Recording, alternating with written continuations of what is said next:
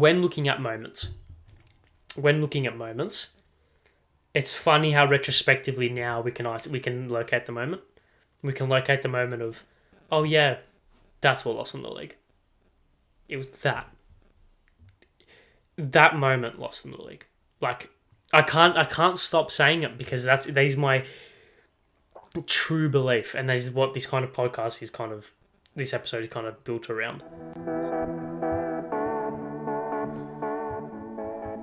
Hello, everybody, and welcome back to another episode of the Two Footer Tackle podcast. I'm your host, Ari Stamatakos, as I make last-minute adjustments to the run sheet. Probably should have done that before we started recording, but we've started recording now, and I can't bother going back. Hello, I'm back once again for another week. We are closing in. Not long left now. 3 more episodes of this series left, I think. 2 more of the actual kind of games, two more match days left, I think, anyway. And yeah, until the end of the season. However, from a Premier League perspective, it's all but done. It's done. It is done, and we're going to be recapping that in its entirety because I think it's appropriate to do it now. I think it's appropriate to do it now considering what's transpired over the most recent days, over the last day, I should say. So, however, before we do that, hello everyone, welcome back. Another week. I hope everyone's well. Hope everyone had a fantastic weekend. Hope everyone had a fantastic week since we last spoke. It's been a while, I'm aware. I say it's been a while. It's been the exact same time that it's always been. So there you go. But yeah, I hope everyone's well. I really do hope everyone's well. Make sure you subscribe to the Two Foot Tackle podcast. We have 400 subs. Get in there. That made me that cheered up my week. That made me very, very happy.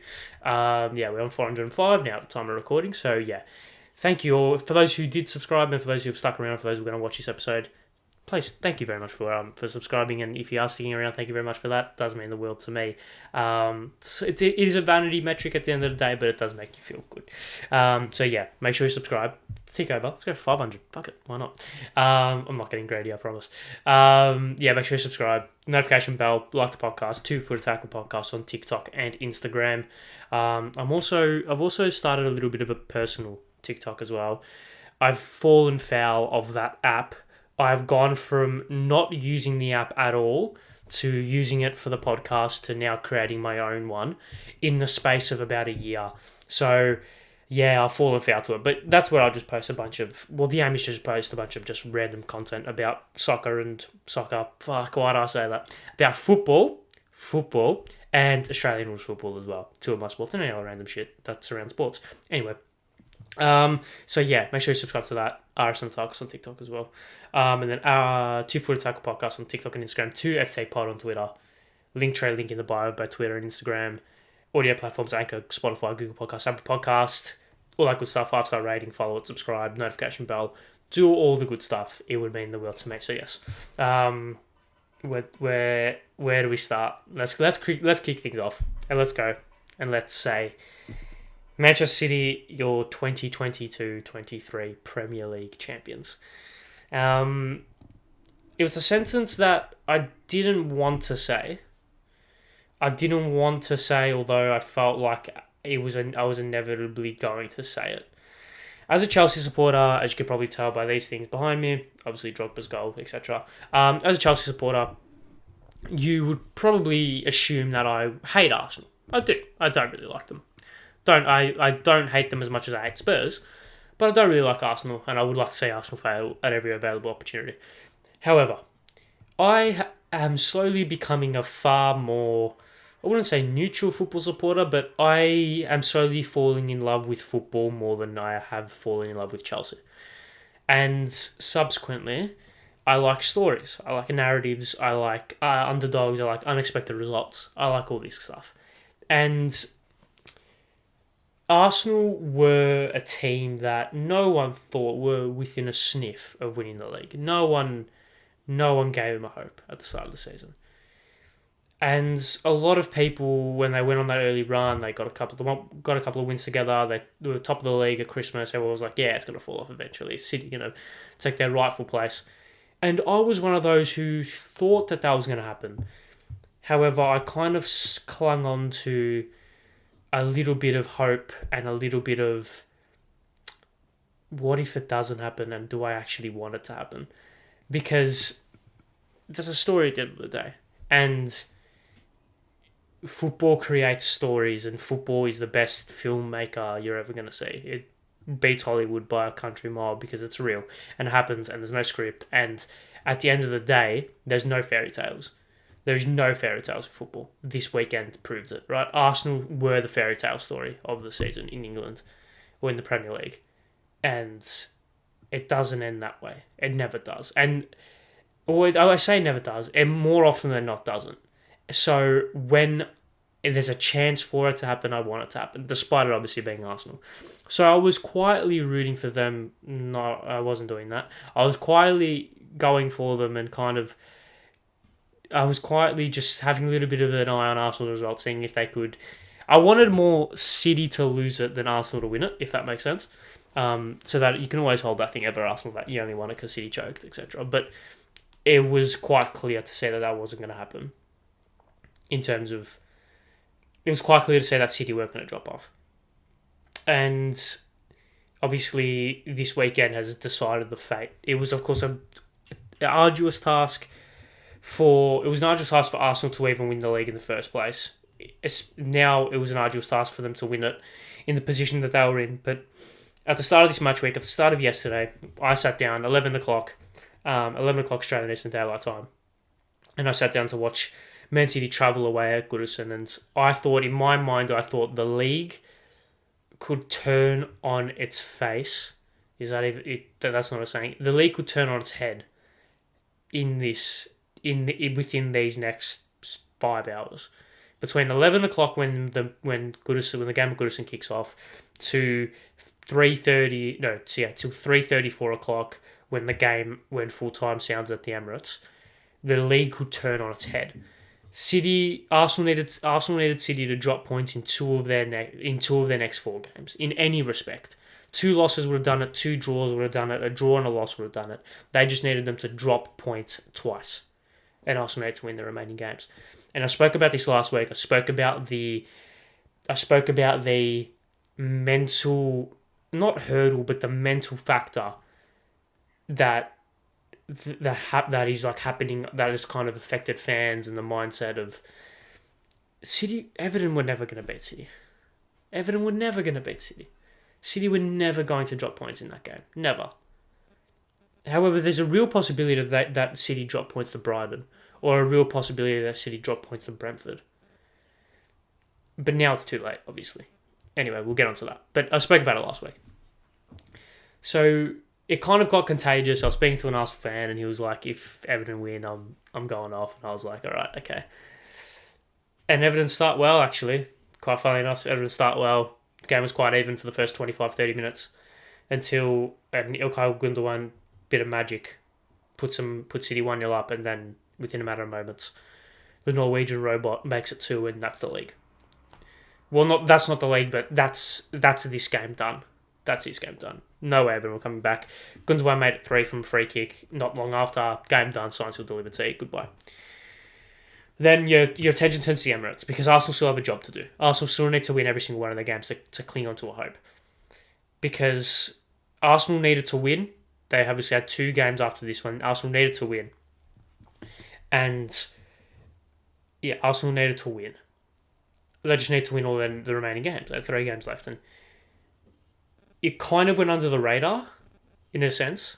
I think a lot of people thought, yeah, Arsenal will win that. Even though Brighton are quite good, Brighton are obviously 6th, challenging for European football. Everyone thought, yeah, Arsenal should get the job done. Good enough to get the job done. More talent at home. There's a lot riding on it for them. They should get the job done. And then it just didn't happen. First one goes in. When was the actual? I didn't watch this game because it was 1:30 in the morning, and it was 1:30 in the morning, and I was very tired, and I have uni on Mondays, so there you go. But if we just quickly catch up, it was from what I saw and from what I read, it was quite an even-ish game, especially for the first half. It went into the half nil all. It was quite an even-ish game. No side really had the big portion of the game, and you would expect that from a game between 2 very good quality sides, right? But it was a goal just after half time from Asensio, and then Undav scores a goal which typifies Arsenal season, and Estepinian scores with the last kick of the game, and obviously 3-0. Bang, goodbye, leg done. In a like that, in an absolute instant, league done, hopes crushed, another year. I wouldn't say wasted, but without achieving the ultimate goal, which is fucking tough, fucking tough. I want to point to a moment, and the title and the thumbnail allude to a certain moment I'm going to speak about. Should I do it now? Let's do it now. Let's speak about this moment now. And the title of this podcast, I don't actually know what it is at the time of recording, but I can assume it's going to be something like "This is the moment Arsenal lost the league" or something like that. The moment Arsenal lost the league, and the photo accompanying it will be a photo of Granit Xhaka and Trent Alexander-Arnold. That, to me, that moment, surely everyone will remember what I'm talking about, but if you don't, Arsenal away at Anfield, a bit of a kind of issue happens between Trent Alexander-Arnold and Granit Xhaka. Granit Xhaka goes in late on a tackle, Trent retaliates, big bust up, Anfield explodes, yellow cards for both men, and then obviously the game continues. However, the reason why I say that moment cost Arsenal the league, you've got to understand context, and I'm going to debunk a theory as well. Not a theory as such, but I'm going to explain why I think this was the moment that Arsenal lost the league. When Arsenal were travelling away to Anfield after having won 7 of their league games in a row, their last loss came at a 3-1 defeat to City at home, and that's obviously, we've spoken about the resilience of Arsenal being able to overcome that 3-1 defeat at home to City, and then being able to overcome that 2-1 deficit away at Villa to overcome their win 4-2, and then carry on their kind of momentum. The game against Bournemouth, the Reece Nelson goal, etc., etc. Arsenal were 2-0 up away against Liverpool. They were cruising, absolutely cruising, to a comfortable, utterly comfortable win. It would have made it their 8th league win in a row. It would have put them, I think at the time, it would have put them 7 points clear. Maybe even 9 points clear. It was comfortable. It's the most comfortable of big games to date in the season. And then Granit Xhaka does a very when you are winning, I think people need to understand why I think that moment cost Arsenal the league, and it's fucking stupidity. It is absolutely plain and utter stupidity. When you are 2-0 up at home, when you're 2-0 up away from home against Liverpool, who we all know that Anfield crowd, Anfield atmosphere is a myth, whatever. But when Anfield's bouncing, it's bouncing. It is bouncing. It's rocking. And that, Mikel Arteta, we saw it in the Amazon documentary last year, is fully aware of how overwhelming Anfield can be.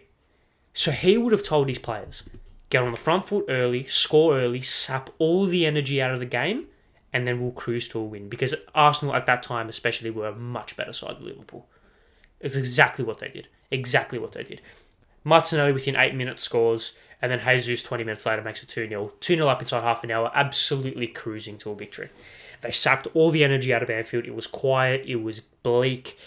It was going to be 3-0 before it was 2-1. It was going to happen. Until Granit Xhaka gave Liverpool fans an excuse to get emotionally invested back into the game. And it gave Liverpool an excuse to get emotionally invested into the game. That is probably one of the hardest teams to beat in the world, an emotionally invested Liverpool. Because, especially at Anfield, because there's something different. We all know those Champions League nights. We all know that buzz around it. Emotionally, sapping, you can just look at Liverpool games in the past where this has been prevalent. The 4-0 away, the 4-0 at home against Barcelona. If Jordan Henderson doesn't score that goal in the first 10 minutes, the game's done. If they go into that game 0-0 instead of 1-0, that game's done. Liverpool don't come back and win that game, right? That just doesn't happen. It is such a because that goal allowed them to get emotionally invested into the game. Countless times we've seen Liverpool get emotionally hooked onto a game, and then from then, completely different team. Your backs are up against the wall. Arsenal played the perfect game for 39 minutes. For 39 minutes, Arsenal played the absolute picture perfect game. Sapped all the energy out of the game, scored 2 quick goals, and were cruising until Granit Xhaka lunges late against Trent. Trent retaliates, and then all of a sudden Anfield's bouncing. And then all of a sudden, Liverpool fans are angry. Liverpool players are angry. Klopp's angry. They want blood. Their now sole mission is to upset the apple cart. What happens literally 30 seconds later? Like, not even, or maybe a little bit more. What happens literally 60 seconds later? Mohamed Salah scores. 2-1. Oh shit. We've poked the bear. The Bears responded. And all of a sudden, backs against the wall. For that entire second half, it was backs against the wall for Arsenal. Liverpool dominated. They got the penalty they missed. They didn't let that affect them. They got that goal in the end in the 87th minute with Firmino to equalise. Now you can say what you want about that pass from Xhaka, about that pass from Saka, I should say, and how that kind of affected, like if he had just held that a little bit more or whatever it was, that chance I went begging, whatever, right? But that was the moment. Arsenal lost the league because the narrative shift. That was a game that they should have won.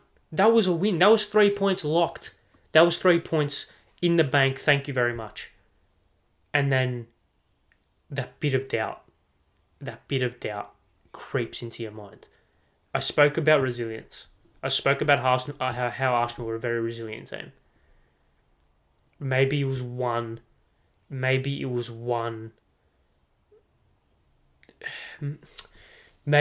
punch too many. Maybe it was one seed of doubt too many that was like, fuck yeah, no, we lost to Everton, right? Okay, then we drew to Brentford, right? Okay, then we lost to City. It's all right, we can keep going. Then they obviously beat Villa after being behind, beat Bournemouth after being behind. They went on a pretty good run, and then this happened, and maybe this was a straw that broke the camel's back because a week later, carbon copy, absolute carbon copy. Arsenal away to West Ham. 2-0 up inside 10 minutes. Comfortable. Absolutely cruising. And then 32nd minute, turnover in the middle of the park. Penalty, goal, 2-1. West Ham emotionally invest into the game. Backs against the wall. The masters of their own demise. And it's come in a period of the season where I spoke about how last week there's no such thing as peaking too early. I still back that claim, and I still definitely agree with what I mean by I say I don't think there's such thing as peaking too early. However, I do think that you would rather lose at a certain period of time in the league than in another. You'd rather lose early than late, naturally, because you have more games to catch up than you do at the end of the season. City smelt blood, and City weren't going to stop. It was 2-2 at West Ham. And then it's like, okay, surely Southampton at home. That seed of doubt creeps into their mind again. It creeps back into their mind again. They concede from the first minute. Very akin to what happened against Bournemouth. They conceded very early. And then they got 2-0 down. And it's all of a sudden a shit, we're in this position now. We're not even good enough to get in the lead early anymore. That's how much the last 2 weeks have affected us. That's how much doubt has been crept into our mind. They managed to claw it back, 2-1, then 3-1, and then they obviously get the last 2 goals very early on. Very late on, I should say. And then, of course, the Trossard moment that hits the bar, and then, of course, the game against City kind of put the nail in the coffin, really. It's such a interesting kind of, not dynamic, but I think it's quite funny because you go back and I'm assuming if you go back and watch some of the episodes from those games, go back and watch the podcast after the Liverpool game, after the West Ham game, after the Southampton game, after the City game. I'm probably contradicting myself a lot, especially coming back to this episode. I'm probably contradicting myself a lot, and I'm fully aware of that. However, I think contradiction in this form is coming from more hindsight and is coming from more letting the story and letting the narrative play out. When they drew to Liverpool, I didn't think that they would draw to West Ham. And when they drew to West Ham, I didn't think they drew to Southampton. And then when they drew to Southampton, I didn't think they'd get embarrassed in the way that they did against City. So the narrative does change, the story does change, and the kind of outcome changes, in a sense. Oh, maybe not the outcome. The plot changes. Because... does the plot change? I think the plot changes because in order to have a plot, you need to have a beginning and an end. And then the middle kind of fills itself out, right? Because they're kind of the tent poles of the story. The Arsenal story started at the start of the season, as ended at the end of the season. You can only really tell the story once you know the end. So I think whatever I've said is obviously going to contradict myself, but that's obviously comes with the territory of doing a weekly podcast. So yeah, it's a fascinating development in what is now no longer a title race, is now a formality, but was maybe 24 hours ago still a well and truly up for grabs title race. Look, it's not over. The title race is not over. It's City are 4 points clear with a game in hand. Arsenal, if Arsenal win both of their remaining games, so they need City to... if City win one more game, the league's done. Is that how it works? Yep. City win one more game, the league's done. If City draw their next 3 games, the league is done. City need to lose 2 games. City need to lose 2 games and draw 1 for Arsenal to win the league. Assuming Arsenal don't get 20 goal difference in 2 games. Or they don't catch up 20 goal difference in a combined 5 games, which I doubt would happen. Still mathematically possible, obviously. Stranger things have happened. However, if we're being realistic, I don't think it's going to happen. A lot of people were like, a lot of people were excited to see the Amazon documentary because of how tumultuous last season was. I kind of wanted to see it for this season. This season would be fascinating. That dressing room after the Southampton game, and the dressing room now, I would be so fascinated to see the mentality of the dressing room, as they could feel it slipping away. They could being in that, like, oh geez, I so wish the documentary was this year. Seeing the dressing room at halftime of the Liverpool game, post game of the Liverpool game, halftime of West Ham, post game, halftime of Southampton, post game, full time against City because the game had been lost anyway. Full time against City, and then full time against Brighton. It would be fascinating to see the mentality shift of the players, because they could feel it slipping away. Yeah, they could feel it, so they would have had to feel it slipping away. There is no way they could have been in the same mentality for that whole time of we're still in the box seat. Maybe that's a facade that they could potentially bring out, but when you're in the dressing room, it's a different story. And I feel like it would be very clear to say.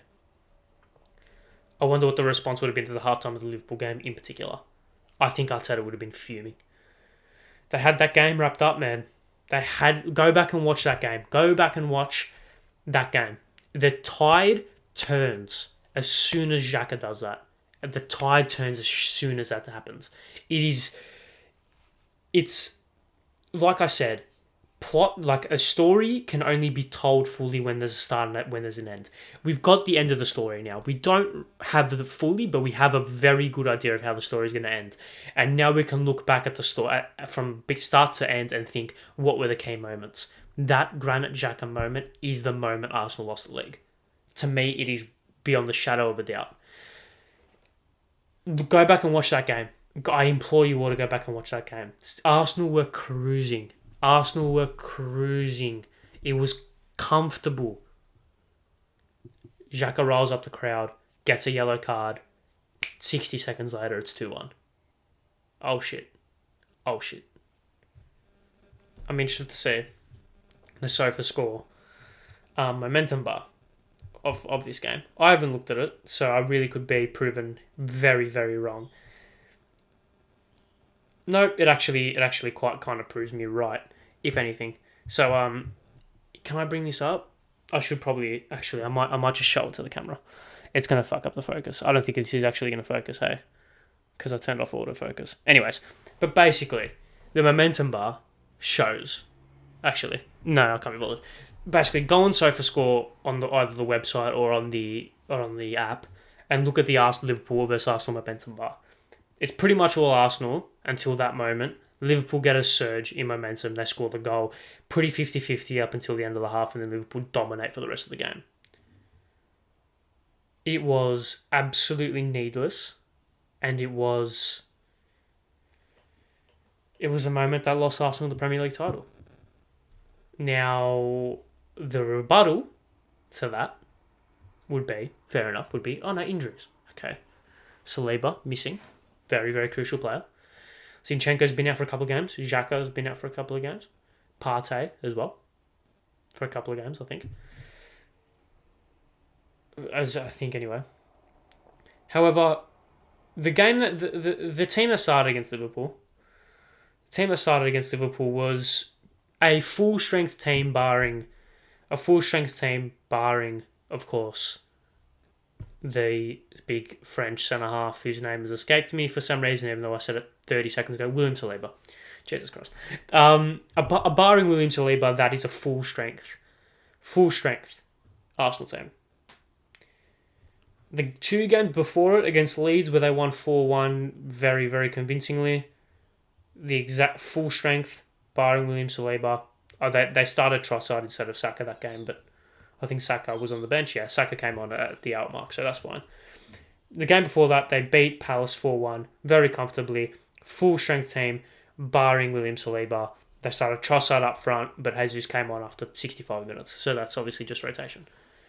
You can scream injuries, but it was a full strength team against Liverpool, and you didn't win, barring one player. It was practically a full strength team, maybe barring Zinchenko and Saliba, but Tierney's a more than handy replacement. Like, Tierney is fine. So you lost that. And you can scream injuries from the rooftops. You should not be drawing to Southampton at home. Granted, you didn't have Xhaka. or Saliba. You cannot draw to Southampton at home if you want to win the title. I don't care what team you're playing. I don't care what team you've got out. I don't care how many injuries you've got. Cannot be doing that. You drew to Liverpool after being 2-0 up with one player out. You drew to West Ham after being 2-0 up, having 2 players out. And you drew to Southampton at home with having 2 players out. Don't come at me with injuries. Honestly, don't. Because it's not injuries. It's not. The league was lost after the Southampton game. It wasn't after the City game. It was after the Southampton game. Because we all knew City were going to win. Because City were the better team. City have always been the better team. Maybe not. Maybe not. I would maybe ignore that. I don't mean that. I disagree by saying that they've always been the better team. But I think City were more likely to win that game than not.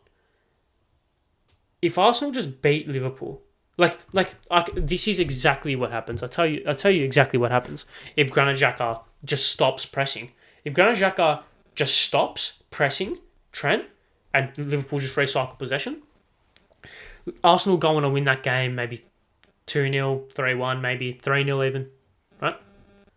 They go 7 points clear, whatever it is. They go on, they beat West Ham comfortably. They probably win that game 2-0, 3-0, maybe even 4-0.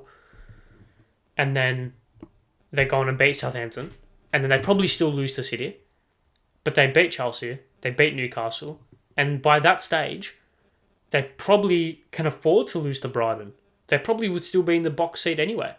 If they could probably still afford to lose to Brighton.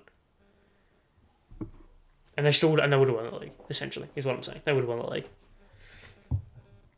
So, yeah, that to me was a very, very poignant moment. That to me was a very, very poignant moment throughout the league. Or throughout the kind of title race. And it's something that I think you look at butterfly effects throughout the league. And listen, look. I spoke about moments. I've spoken about moments a lot. Nketiah, Nelson, and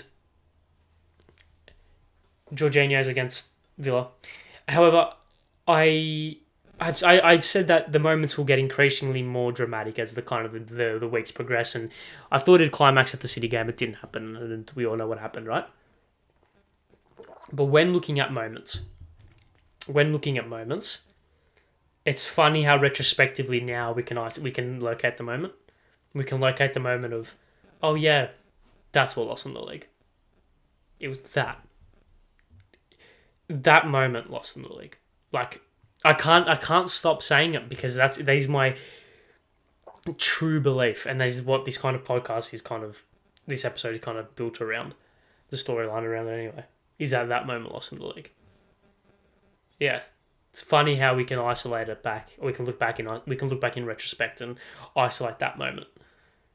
There's obviously something about it that doesn't sit right with a lot of people because it's like there was so many wrong decisions. There were so many more decisions leading up to each other moment that could have been changed regardless of the Granit Xhaka moment.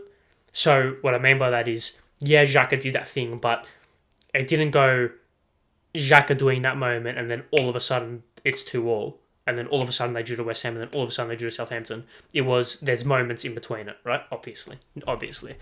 But I think the butterfly effect of it is quite damning. I think it's quite damning. So it's one of those things, eh? It is one of those things which...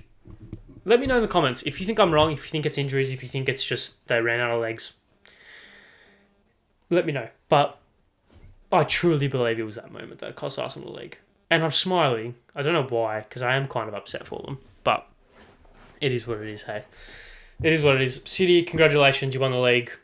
Again, no one cares anymore. No one cares about football anymore. Literally. So boring. We get it. You win the league again. No one cares. No one cares. Probably not going to speak about it. Or next week's going to be tough. If City just lose, who have City got? Arsenal have got Forest at 2:30. Fuck that. That is yuck. That is screaming another loss as well, by the way. Just quietly. Just ever so quietly. Who have City got? They've got us, haven't they? Oh, they're versing Chelsea. Oh, God. We're going to lose 10-0. God. Oh, God. We're gonna lose 10-0. Although if we beat City, we won't. We're gonna lose 10-0. But if we do, and Arsenal win, back down to a point. Oh, back down to a point. Back down to a point, and City have to travel. City have to travel or host Brighton. They travel to Brighton. Jesus. Look, the league is still very much alive, assuming Arsenal do their job, but it won't happen because City are going to beat Chelsea 5-0 and avenge what happened in the COVID video when we beat them to give Liverpool the league. So that's what's going to happen. So let's not even speak about it. But yeah, it's going to be quite funny. Anyways, let's move on to Southampton, shall we? Let's go from top to bottom. First team relegated in the league this season is the Saints. It's been a very kind of weird season for them. A lot of people had them floating around in a relatively safe area. I don't know where I put them in the league. I'm going to go back and check if I can find it. If I can find my predictions, I'm going to go back and check. But it's going to be shit, isn't it? It's going to be awful. I can't wait. Where are we here? Can I find it? I really hope I can't find it, so I don't have to. I really hope I can't find it, so I don't have to say it, because it's gonna be awful. It's gonna be awful. It's gonna be so bad. I can't find it. Well, that's a shame, isn't it? Oh no, what a shame. I can't find my Oh no, I can find them. Actually, I'll take that. I had them 18th, so I had them going down, and they ended up going down. So there you go. But yeah. they're down. That one of the few teams that have three managers this season. The first team relegated after 11 years in the top flight, providing a lot of memories that season where they finished seventh or whatever it was. That Lallana, Lambert, Luke Shaw, Van Dijk, Victor Wanyama, Morgan Schneiderlin, maybe. Who was that other guy? Who was that? Oh, I'm not going to say his name because it will be very racist if I get it wrong. It was the Japanese centre half. I can't remember his name for the life of me, but you know what I'm speaking about. I'm not going to attempt to say. I'm not going to attempt to kind of guess his name. I'm not doing that. Of course, and then you've got like Graziano Pella, Mane. Who else? Who else has been floating around there? Who else? Lambert, yeah. Shane Long, that's a name. Shane Long was there. Charlie Austin was there. Yeah, he was. That Charlie Austin was there. Danny Ings. Was Danny Ings at Southampton? I think Danny Ings was at Southampton. I think he might have been. Yeah, he was. I'm sure of it. Yes. Yeah. So they've had a lot of good players throughout the years. Sad to see them go. Of course, Mayuka the Bazooka. There you go. That's her name. FIFA 13 career mode. 14 even? FIFA 14 or 13 career mode. Beast. A beast, that boy. Anyways, I digress. Yeah, Southampton are down. First time relegated from the Premier League this season. It's a shame considering that they've been a mainstay in the Premier League for so long. They've produced so many good memories and players, and they've just been a mainstay. It's going to be weird without them in the league because everyone's just so accustomed to travelling to St Mary's. Although it's good for Chelsea because Southampton are a team that just always seem to beat Chelsea. It's the same with Bournemouth. I know Bournemouth aren't going to go down, but gee, I hope Bournemouth go down because they just seem to beat us every single year. I think they did a double over us this year. I'm pretty sure. Again, I would even go as far as to say I think Southampton did the double over Chelsea as well. I know they definitely beat us once. They beat us at home, astonishingly. And yeah, so Southampton did the double over Chelsea despite being relegated. 100% Bournemouth. Oh no, we beat Bournemouth last literally 2 games ago. Anyway, but yeah, thank you Southampton for going down. That's 6 more points that Chelsea will get next season because even in your worst Premier League season, in your current era, you still managed to take 6 points off us. So thanks guys, appreciate it. Close the door on your way out. But no, I really look. When people say, oh, it's sad to see X team go down, and it's not going to be the Premier League without them. I think about it from like a traditionalist perspective, and like Southampton are a Premier League team. I think are that like. I hope people understand when I'm saying this, but like Bournemouth, with all due respect, Bournemouth, you're not a Premier League team. Like I hope you understand what I'm saying. Like Bournemouth aren't a Premier League team. Everton are a Premier League team. Leeds, for the most part, are a Premier League team, even though probably not, considering how long they were in the league for. Who are like Fulham, in my eyes, are a Premier League team. Southampton. I've grown up with Southampton always being in the Prem, so I'm going to say they're a Premier League team. So, yeah, it is sad to see them go down.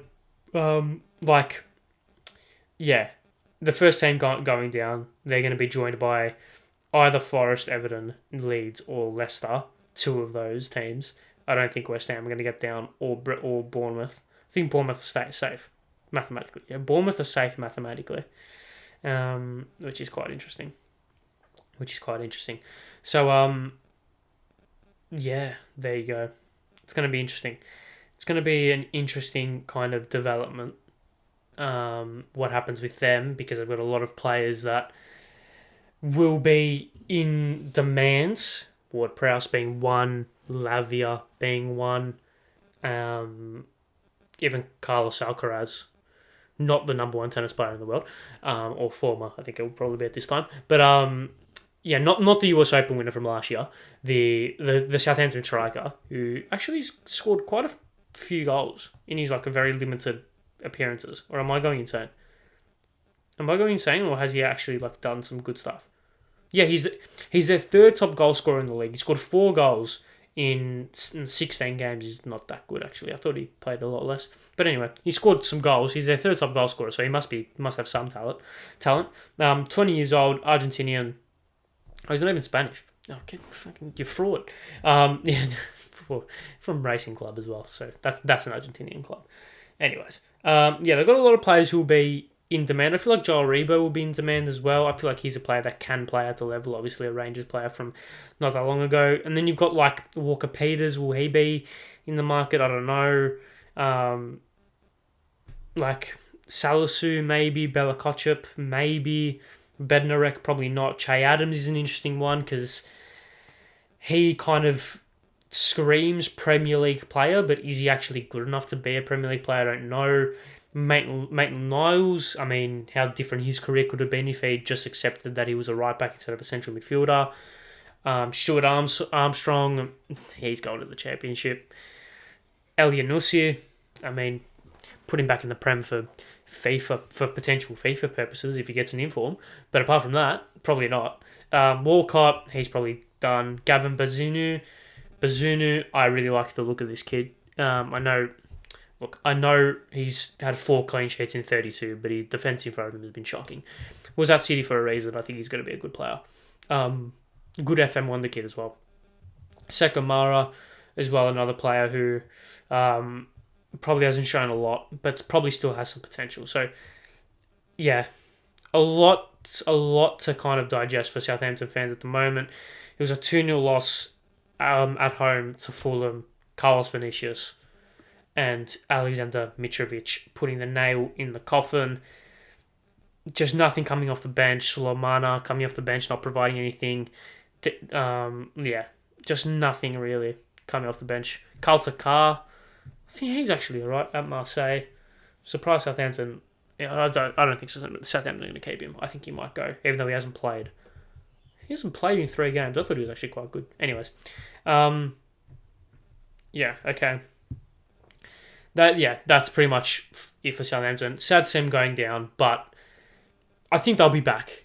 They're a well run enough club for them to be back, in my opinion. So I don't think there's a massive drama from that perspective. I don't think they're going to do a Sunderland and go down.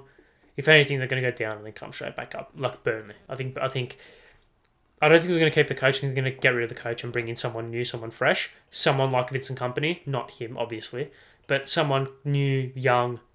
I wouldn't say inexperienced, but like exuberant, willing to experiment. Yeah, all that good stuff. So yeah, I think they'll be fine. But it's sad to see them go down. The first Premier League team relegated, of course, from this season. Okay, not finishing things up, but let's go around Europe. I was going to say around the grounds. It's not around the grounds. I mean, technically it is.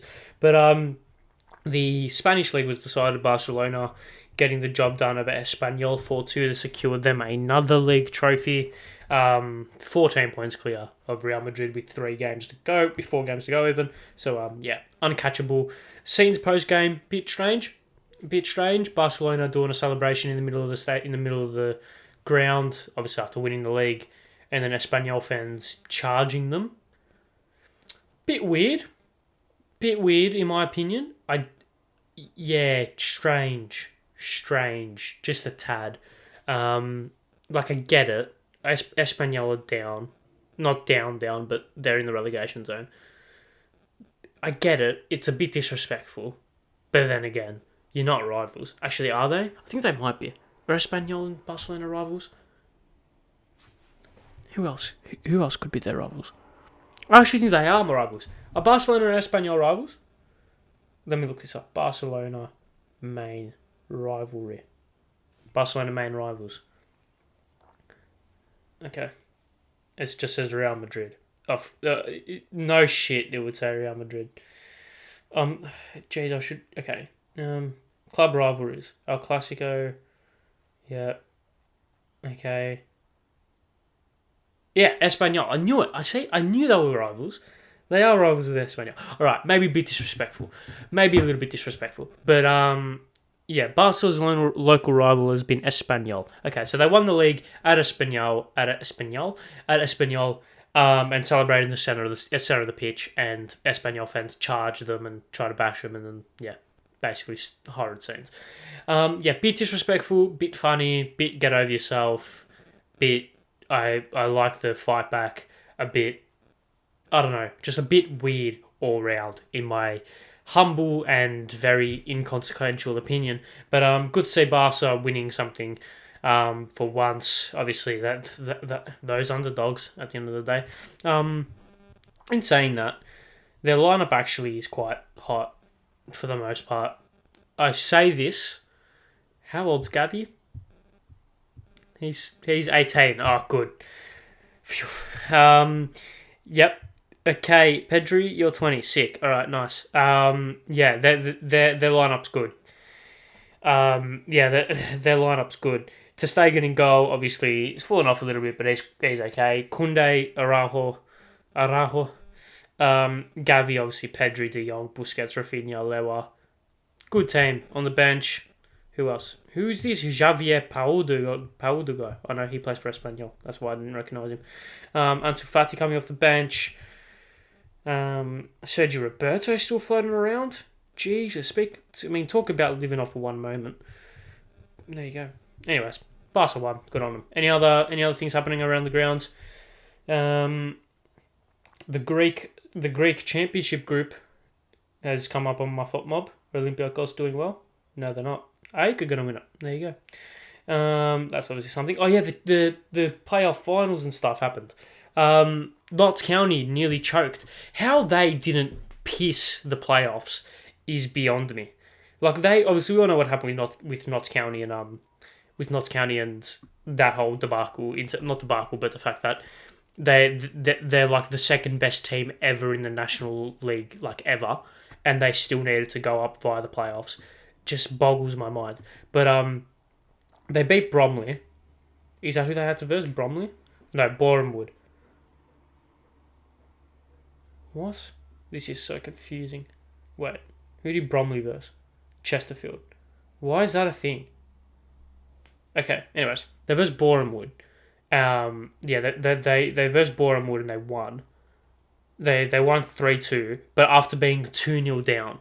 So how Notts County didn't piss the playoffs is beyond me. So they needed to get a 96th-minute equaliser. This is a one-off playoff as well. One-off playoff. The National League is a joke in terms of the way that teams go up and down, by the way.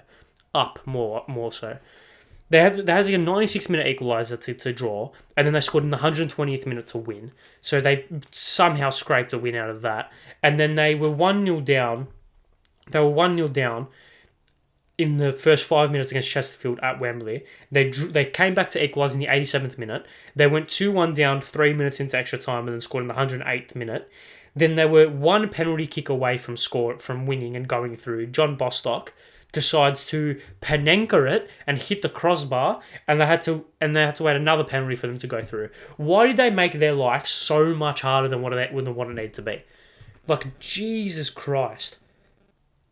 Like, anyways, they got up. Good on them. Congrats. The League 2 semi-finals will be between... Well, we don't know yet, but they're two-legged, so there you go. League 1, Bolton and Barnsley, 1-1, and then in the... So yeah, League 1, Peterborough will go through over Sheffield. They're 4-0 up going into the second leg. Bolton and Barnsley 2-2, or 1-1 heading into the second leg, so that's tight. League 2, Salford a 1-0 up over Stockport going into the second leg, and Bradford a 1-0 up over Carlisle. So there's that. And then the Championship, which is obviously probably more appealing to most people. Sunderland went 2-0 going into the second leg, 2-0 up over Luton Town, but they will be travelling to Luton, so that'll be interesting to see how that goes. And Coventry and Borough draw 0-0 as the second leg is in Borough, so that will be interesting once again. If I had to pick, I would love to see I would love to see Luton go up because of their stadium. I think it's great. I think it's funny, and I would like to see Borough go up because of McGree. So either one of those two people, if I gun to my head, I'd say Borough. More Aussies in the Prem is good thing. So thank you, Riley. Please get promoted. So yeah, there you go. Speaking of playoffs, let's move on to some local football. And the A-League semi-finals have kicked off over the weekend. Fantastic segue. I'm so good at my job. Job. In very loose quotation marks. Anyways, obviously the semi-finals kicked off over the weekend. Sydney versus Melbourne City. It was the first one on Friday night at Sydney Football Stadium. Obviously the boycotts. Do I speak about them? Basically. Fuck, I just realised that actually happened. Basically the Cove boycotted the game against Western Sydney, and then they realised that we might actually do something, and they basically decided that they're going to not boycott anymore.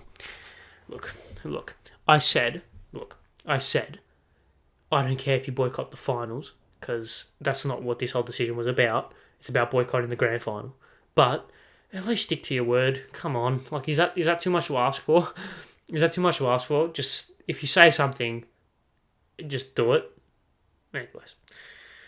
Anyways, it was 1-1, a game wrought with kind of offside decisions and disallowed goals. I think there was 2 disallowed goals in this game. Matt Leckie, was it a header to near post? I think it was. Leckie flick on, goal, first 20 minutes, and then Lafondra with the penalty just after the hour mark makes it 1-1. Going back to Amy, going to be a very interesting game. Because I think this would suit Sydney if it was the other way around. Going to Sydney Football Stadium's second leg. But City should win, right? City should win quite comfortably. However, that backs against the wall, kind of us against them mentality that Corico's obviously trying to cultivate. It's going to be an interesting game. Both games are going to be must-watch TV for very different reasons. Because obviously we'll touch on the other game, but this game will be a far bigger chess match. Because City are obviously going to be on the front foot. They're going to be at home. Going to be on the front foot, looking to kind of suffocate Sydney early with kind of heavy possession, heavy high-tempo football. But Sydney have shown to be defensively solid at times this season. If they can take it to extra time, and then it's just a game of who can take their chances. When you're looking at players for Sydney, like if you're looking at players for Sydney who are capable of taking chances, Mack is obviously been a fantastic player this season for them. Robert Mack, the Slovak, as Simon Hill insists on calling him. He's obviously been very capable of taking moments for them this season. Lafondra as well, very good big game player out of Lafondra. Coming off the bench, Joel Lowley, if he's fit, he's had a fantastic season. So they've got a couple of players who can take their moments. On the other side of things, City, we all know Jamie McLaren's record in finals isn't great. It's not bad. It's not as bad as people make it out to be, but it's not like you don't think a big game player when you think of Jamie McLaren. You think, in fairness, you do think elite A-League goal scorer. You don't think big game player, right? So it'll be interesting to see whether or not he can show up. He did, of course, score in the semi-final last year against Adelaide in the second leg at Amy. So there you go. Leckie, obviously, if you want big moments, Leckie's probably had the biggest moments out of anyone on that pitch, maybe barring Joe Rodwell or Lafondra. But, so that's obviously going to be interesting to see. City should win comfortably. It should be 2-0 minimum. It wouldn't surprise me if Sydney get the job done, though. Which is scary. Because boycott the grand final. There's some ASMR for your Tuesday night or Wednesday morning or Wednesday after, whenever anyone listens to this. That's going to be an interesting game. Anyway, let's move on. Let's move to the next game. Adelaide versus Central Coast. This was very interesting game because, of course, it was obviously 2-1. Goodwin scored nice and early, but McGarry and Cumdog with 2 goals in relative quick succession in the first half gave Mariners a 2-1 lead heading into half time, and they saw out the game. Having a 2-1 lead. Yeah, okay. So, very interesting. This one's going to be a lot more high-tempo, free-flowing football. So, obviously, we all know Central Coast beat Adelaide 4-1 quite convincingly away from home in the last game of the season to actually bump Adelaide out of the top 2 places. I kind of was looking at this game thinking, what's the mentality going to be from either team? Adelaide obviously will have a chip on their shoulder. I think they lost. I think they played Central Coast away and lost quite convincingly as well. They lost 4-0. So Adelaide are 0-3 this season with games against Central Coast. It's going to be interesting. It's going to be interesting to see how Adelaide respond from this second leg, because I think Adelaide have been the second best team in the league this season, barring obviously City. But Central Coast have been kind of just ticking along, ticking along, understated, doing the job. And when you've got the attacking talent of Tulio, of Cummings, Silvera as well, off that kind of right flank type area, left flank as well at times, it's going to be interesting. It's going to be an interesting game. This is going to be so fascinating to watch. My mind goes Central Coast should win once again at home, 2-1 lead. It will take a lot for them not to. It will take a lot for them not to win. However, I also think Adelaide will go to Central Coast with a chip on their shoulder, looking to prove a lot of people wrong and looking to avenge those 3 losses in a row. And also, from a mental thing, in terms of 3 losses against Central Coast in a row, from a mental thing, can Central Coast beat Adelaide 4 times in a season? To me, when 2 teams are so evenly matched, you can't beat a team 4 times in a season. I'm gonna say Adelaide win, and by win, I think Adelaide are gonna go through. Realistically, it should be, if football was played via an algorithm and via facts, it should be Central Coast 2-0, 2-1 maybe, and they should go through in an aggregate relatively comfortably. However, I'm gonna go Adelaide 2-0. And they're going to overcome that deficit and win 3-2 on aggregate. And I feel like it's going to be that boy. It's going to be the boy. We all know the boy I'm speaking about. Not Craig Goodwin, the other boy. They're much younger. I'm going to stop right there. Irakunda will score at least once off the bench to send Adelaide through to the grand final, in my opinion. So yeah, that's all for this episode, I think. If we're going to finish things up with a preview, what's happening. Leicester versus Liverpool, that's a big game for both of them. In terms of top 4 in relegation. Champions League semi-finals, which will obviously the second leg will decide the final. Inter versus Milan. Internazionale versus AC Milan. And then Man City versus Real Madrid. I'm going to go with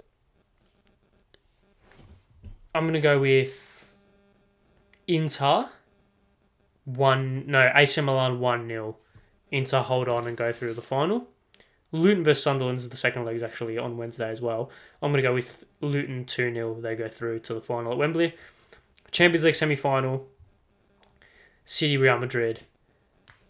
City should win, but how many times have we written Real Madrid off and they just come back and win? So it should be City 3-0, but realistically, Real Madrid 2-1 in the 2-1 after scoring goals in the 99th and 101st minute, just because they're annoying. And then of course Borough and Coventry are on that day as well.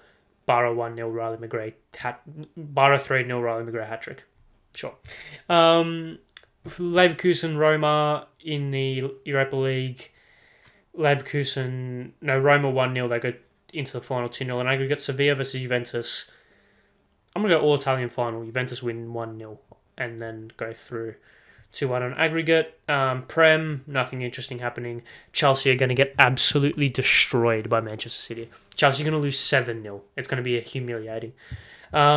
And there you go. And then we'll meet again next week. So thank you all very much for watching. It's been another fantastic episode. I've enjoyed it quite a lot. Make sure you subscribe, do all the good stuff that I said in the beginning. Links are in the description of YouTube. I should probably plug that more. But if you want all my socials, they're in the description of YouTube. So that will give you the socials for literally everything, both podcast-wise and me-wise. So yeah, thank you very much for watching. If you stuck around this long, I appreciate it. Make sure you leave a like, subscribe, do all the socials, follow, subscribe, all that good stuff. Thank you for sticking around. See you guys next week. Speak soon. Goodbye.